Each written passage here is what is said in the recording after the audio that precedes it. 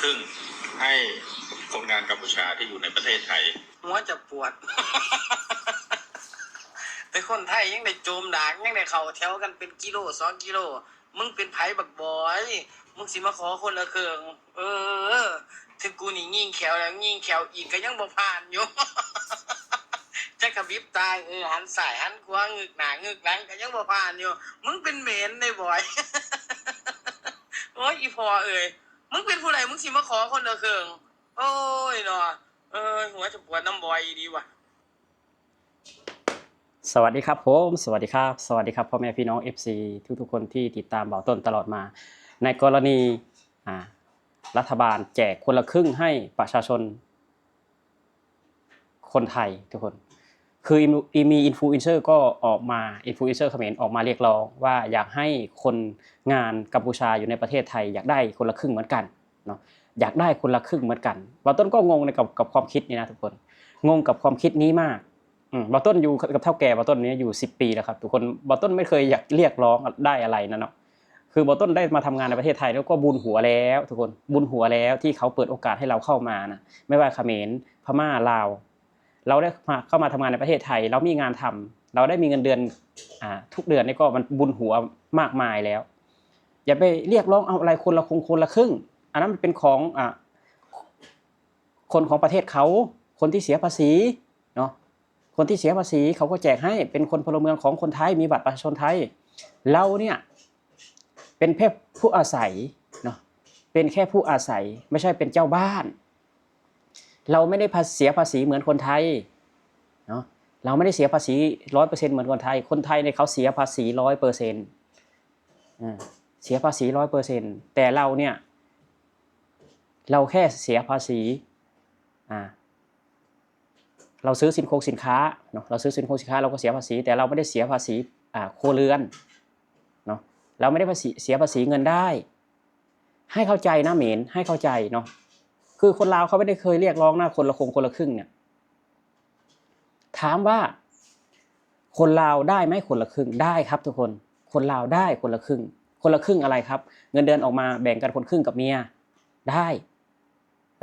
แต่ว่าคนละครึ่งที่รัฐบาลเขาแจกนะเราไม่มีสิทธิ์ได้อยู่แล้วอย่าไปเรียกร้องเนาะให้รู้ตัวเองซะบ้างว่าเราไม่ได้เสียภาษีเหมือนคนไทยเราไม่ได้เป็นคนไทยเราแค่ผู้มาพักอาศัยเขาให้เราเปิดโอกาสเปิดทางให้เราเข้ามาอาศัยอยู่ในประเทศไทยต้นก็ยกมือเหนือหัวแล้วครับทุกคนเนาะไม่เข้าใจกับอินฟูเขมรจริงๆมันเอาสมองส่วนไหนคิดสมองพิการเปล่าเนี่ยเนาะนี่แหละเขาบอกว่าถ้าไม่โง่จริงไม่ใช่เขมรโง่ทั้งอินฟูโง่ทั้งผู้นำโง่ทั้งพระโอ้โหเห็นข่าวนี้ออกมาต้นก็ขำทุกคนต้นเห็นข่าวแต่เมื่อคืนนี้ต้นทำงานต้นก็ขำอยู่มันเอาอะไรคิดของมันเนาะอยากได้คนละครึ่งกับประเทศไทยก่อนจะได้คนไทยก็ไม่ใช่ว่าง่ายๆนะทุกคนต้องไปสแกนหน้าต้องไปอะไรอีกนะคือต่อคิวยาวเป็นกิโลกว่าจะได้เริ่มใช้วันแรกก็วันที่29ทุกคนเริ่มใช้วันแรกก็วันที่29คือร้านเบาต้นเป็นร้านขายหมูก็สามารถสแกนคนละครึ่งได้ทุกคนสามารถสแกนคนละครึ่งได้ถามว่าเบาต้นเคยได้ไหมคนละครึ่งเคยได้อยู่ครั้งนึงเพราะว่ามีพี่อยู่ในหมู่บ้านเนี่ยเขาได้คนละครึ่งเขาสงสารเบาต้นเขาก็ซื้อ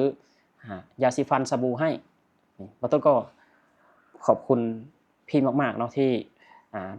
ดูตนสงสารเบาต้นก็ได้คนละครึ่งแค่ครั้งเดียวทุกคนคือมีพี่ FC คนไทยเขาซื้อของให้เบาต้นก็ขอบคุณคนไทยในความใจดีของคนไทยเนาะคือเราจะไปเรียกร้องอะไรมากมายเนาะคือเขาให้เราเข้ามาอาศัยอยู่ในนี้ก็เป็นบุญมหาศาลเลยทุกคนไม่รู้ว่าจะตอบบุญแทนคุณคนไทยแบบไหนเนาะจะพอคือคนลาวเขาไม่ได้เรียกร้องนะคนลาวเขาไม่เรียกร้องมีแต่อินฟูเขมรอยากเรียกร้องเอาคนละครึ่งคนที่คุณจะเรียกร้องเอาคนละครึ่งนู่นฮุนเซนสมเด็จพ่อคุณไปเรียกร้องเอากับเขาเนาะเพราะว่าคุณเสียภาษีให้เขาคนลาวก็เหมือนกันอย่ามีความคิดแบบนี้ถ้าคุณอยากได้คนละครึ่งก็ไปขอนู่นสอนไซศรีพันดร คนเขมรก็ไปขอน้ำนู่นฮุนมาเน็ตฮุนเซนเพราะว่าพวกคุณเนี่ยหาเงินเนาะหาเงินเข้าประเทศหาเงินแล้วก็ส่งไปประเทศหาเงินแล้วก็ส่งไปประเทศคุณเสียภาษีเต็มเม็ดเต็มหน่วยให้กับรัฐบาลของคุณคุณไม่ได้เสียภาษี 100% ให้กับรัฐบาลไทย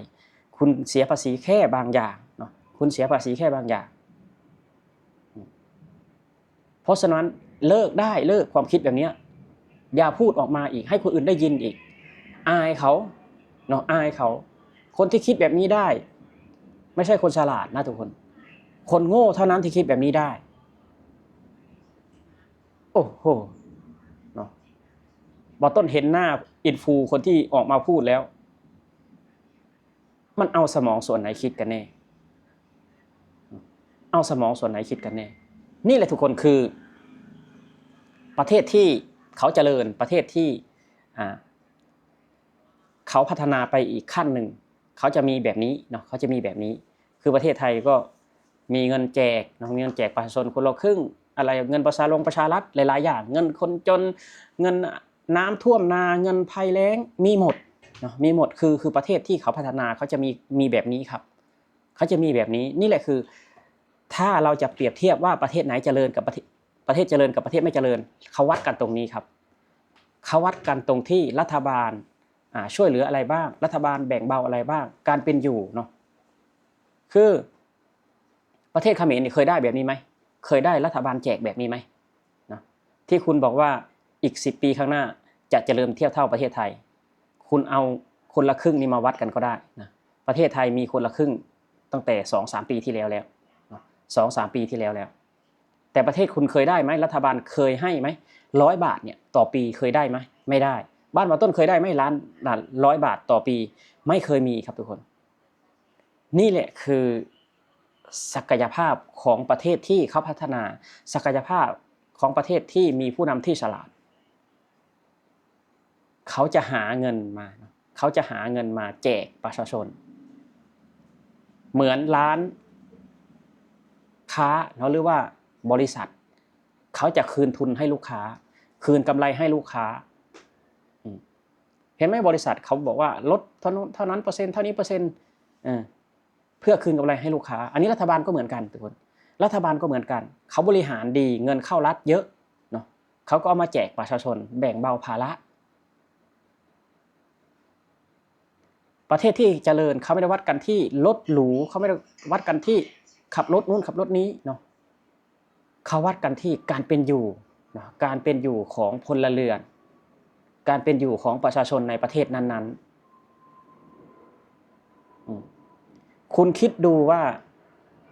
คนละครึ่งเนี่ยประชากรไทยมี70 กว่าล้านคนคุณคิดว่ารัฐบาลจะใช้งบประมาณเท่าไหร่จะใช้งบประมาณเท่าไหร่เพื่อเอามาแจกคนละครึ่งประชาชนที่บ้านเขาเนี่ยแล้วคุณก็คิดอีกว่ารัฐบาลไทยหรือว่าประเทศไทยรวยหรือจนรวยหรือจนถนนหนทางสวยงามเนาะเศรษฐกิจดีนักท่องเที่ยวเยอะแต่ว่ารัฐบาลไทยยังเหลือเงินเอามาแจกคนละครึ่งอีกนี่แหละคือการบริหารจัดการที่ดีของรัฐบาลนี่แหละคือการดีที่เป็นประเทศประชาธิปไตยเขมรบอกว่าคุณพ่อกูนี่ดีคุณพ่อกูนี่เก่งคุณพ่อกูนี่ฉลาดมึงเคยได้หรือยังมึงเคยได้คนละครึ่งหรือยังกลับไปถามตัวเองว่าถ้าพ่อมึงฉลาดถ้าสมเด็จพ่อมึงฉลาดจริงมึงเคยได้คนละครึ่งหรือยังมึงเคยได้เงินแจกจากรัฐบาลหรือยังโอเคครับผมสวัสดีครับ